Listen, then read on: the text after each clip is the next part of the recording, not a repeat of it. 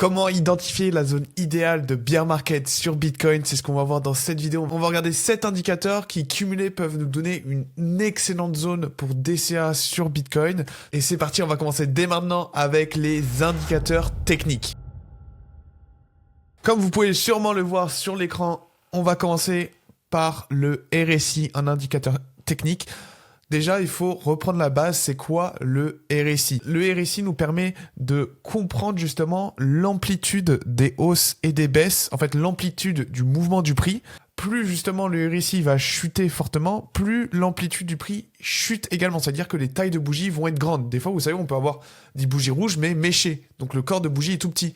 Et des fois aussi, on peut avoir des grosses bougies rouges avec un gros corps de bougie, comme ici sur Bitcoin par exemple. On peut voir que sur Bitcoin, il y a des corps de bougies extrêmement gros en weekly. Et donc forcément, sur Bitcoin en weekly, on a un RSI qui a fortement chuté et on est passé sous la barre des 30 sur le RSI. Donc c'est une zone de survente.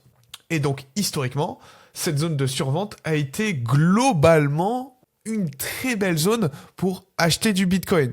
Donc ça, c'est plutôt intéressant comme premier indicateur. Ensuite, on a le Pi indicateur qu'on peut voir juste ici. Des petites flèches vertes, mais à quoi ça correspond globalement ce Pi Cycle Bottom? Comment il fonctionne? En fait, tout simplement, c'est deux moyennes mobiles qui se croisent. Et pourquoi ça s'appelle Pi? Parce qu'en fait, il y a une moyenne mobile qui est multipliée par le chiffre Pi.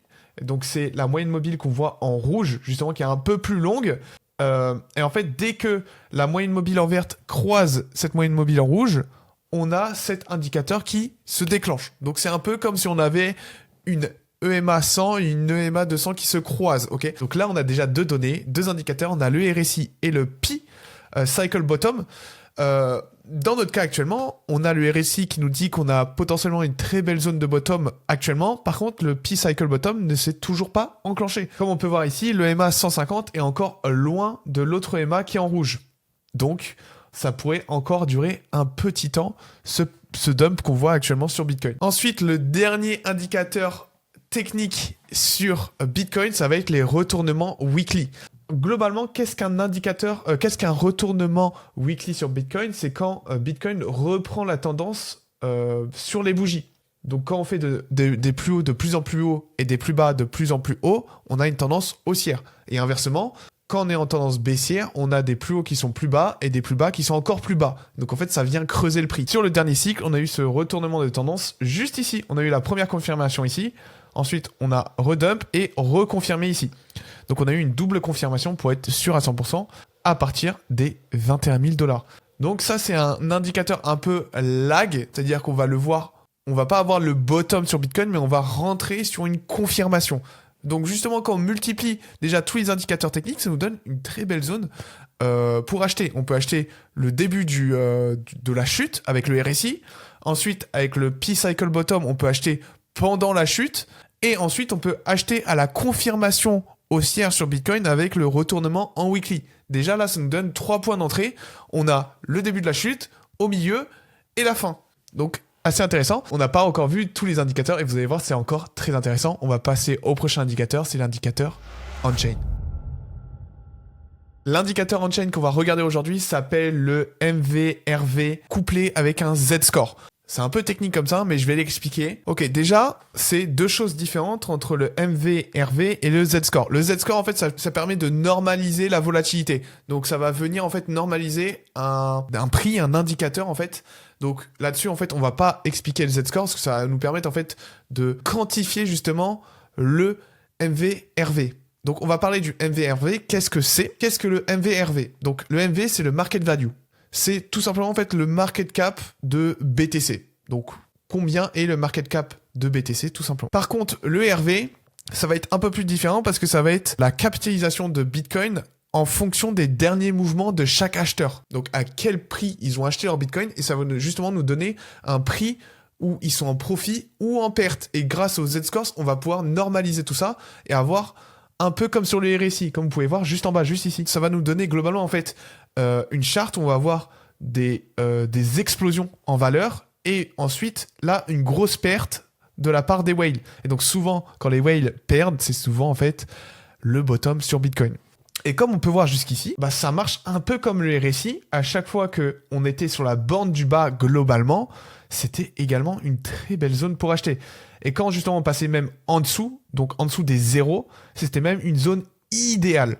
Donc pour l'instant sur Bitcoin, on n'y est pas. On n'y est pas encore. Donc est-ce que c'est le moment d'acheter? Bah peut-être pas.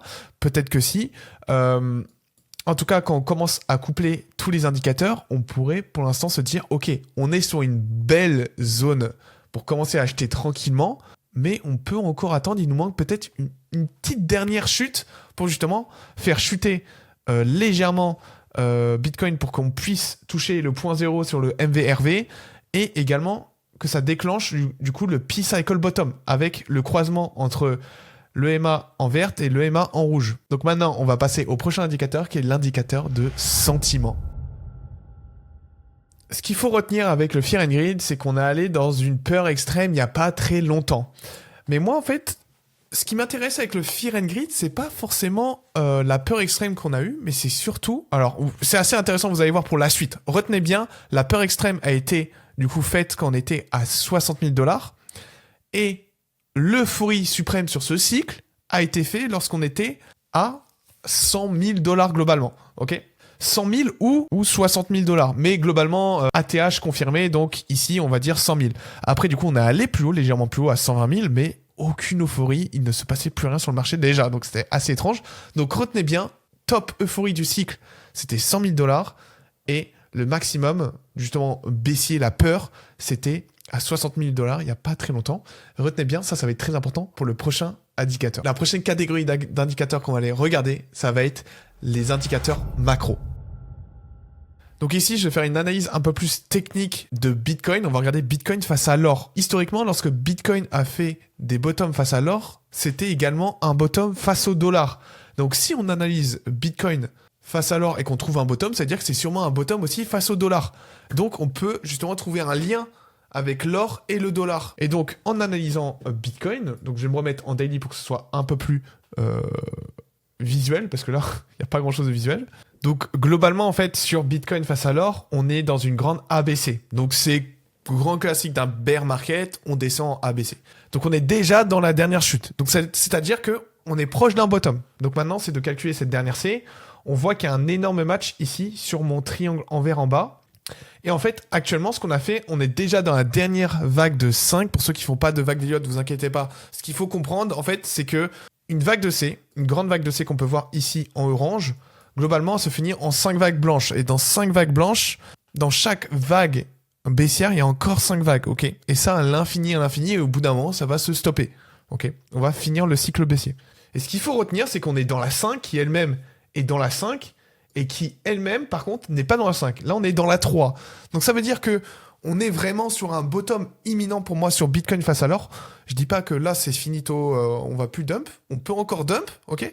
Mais d'un point de vue analyse technique, on est plus proche de la fin que du début, ok ? On peut encore saigner, on peut encore aller chuter. D'ailleurs, moi, je m'attends encore à une chute, je m'attends encore à un nouveau plus bas sur Bitcoin face à l'or.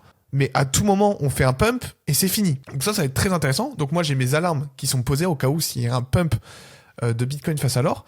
Mais si jamais on dump et on revient faire un léger plus bas sur Bitcoin, pour moi, ça pourrait signer le bottom face à l'or et du coup aussi un bottom face au dollar sur Bitcoin. Donc ça se trouve, Bitcoin va juste légèrement chuter à 50 000 $ et puis ça sera le bottom. Ok ? On ne sait pas, mais en tout cas, cet indicateur, il est très intéressant. Donc on va passer à la suite, les gars. Et on va parler de l'indicateur temporel. Et oui, beaucoup de personnes comptent là-dessus, le temps.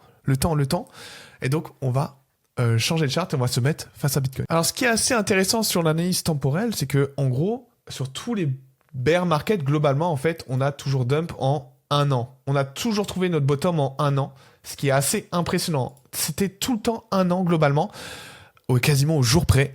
Donc, on va un peu dézoomer, on va se dire, on a toujours trouvé un bottom sur Bitcoin au mois près. Donc, ce qui est assez incroyable, quand même, c'est un indicateur super puissant et qu'on peut reprendre d'ailleurs.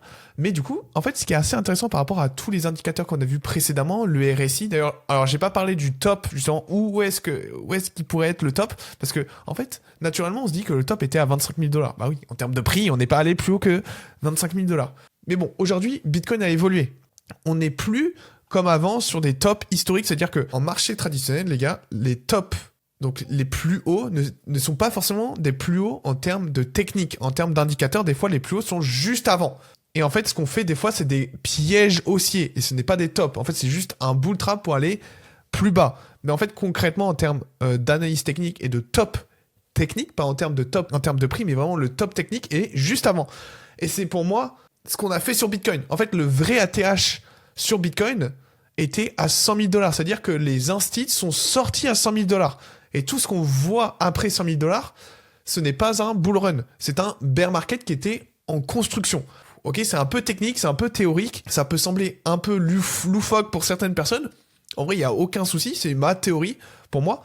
Moi, je pense que sur Bitcoin, le top était à 105 000 $, 108 $. Pourquoi ? Parce que déjà, l'euphorie, comme j'ai parlé tout à l'heure, vous vous en souvenez quand j'ai dit retenez bien l'euphorie, où est-ce qu'elle était, le top de l'euphorie, c'était du coup en début janvier 2025, parce que tous les indicateurs techniques matchaient pour donner un top en janvier 2025, et également, l'euphorie également était en janvier 2025. Et donc, si on se base sur janvier 2025 à aujourd'hui, le plus bas aujourd'hui a été fait en janvier, début février. Donc en fait, ça fait tout pile un an. Et si on avait bottom sur Bitcoin ? Et si le bottom était maximum à 60 000 ? Donc c'est une théorie que j'aime bien, mais bien évidemment, en fait, je la prends pas en compte parce que je ne trade pas le temps, sachez-le. Moi, je regarde juste des indicateurs techniques. Le temps, c'est bien beau, mais bon, comme toute stratégie, des fois, Bitcoin évolue et cette stratégie de temps, peut malheureusement ne plus être viable dans les prochaines années. Donc pour l'instant, moi, je ne prends pas en compte cette théorie, juste ça me fait un peu rire parce que en vrai, on pourrait avoir bottom, mais avec tous les indicateurs qu'on a vus jusqu'ici, pour l'instant, ok, 60 000 était une très belle zone pour commencer à acheter, mais je pense pas que c'est le bottom, en tout cas, sauf s'il y a vraiment un signe d'extraction sur Bitcoin, donc d'un retournement en weekly. Et aujourd'hui, en fait, le retournement weekly, il est à 97 000 $. Donc en vrai, tu as acheté à 60 000, c'est bien. Si tu achètes à 60 000, quand ça va à 80 000, tu peux recharger à 90 000, tu peux recharger. Ok, malheureusement, en fait, c'était très compliqué de choper ce bottom. Mais au vu de tous les indicateurs qu'on a vus précédemment, je pense clairement pas que le bottom est in. Et du coup, les gars, également, je voulais vous parler de quelque chose que vous avez peut-être vu. Je voulais vous parler de ma formation qui vient tout juste de sortir. Donc n'hésitez pas à aller la voir, je mets les liens dans la description. Si vous voulez vous former aux vagues d'Elliott. Et sur ce, les gars, j'espère que vous avez bien aimé la vidéo. Et sur ce, on se retrouve à la prochaine. Ciao tout le monde.